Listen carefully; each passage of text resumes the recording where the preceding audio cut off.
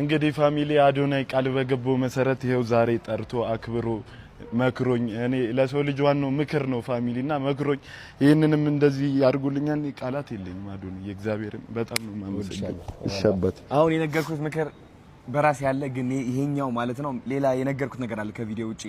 ምን አልኩት ሱራዬ ያልኩት ታዋቂ ነህ ካሁን ሰው ያያሃል ግን ስትንቀሳቀስ 10000 ፎሎወር እንዳለክ 10000 ፎሎወር እንዳለክ ሰው ማክበር አለብህ ልንገርህ ገባህ ለፎሎወር አደገ ብለህ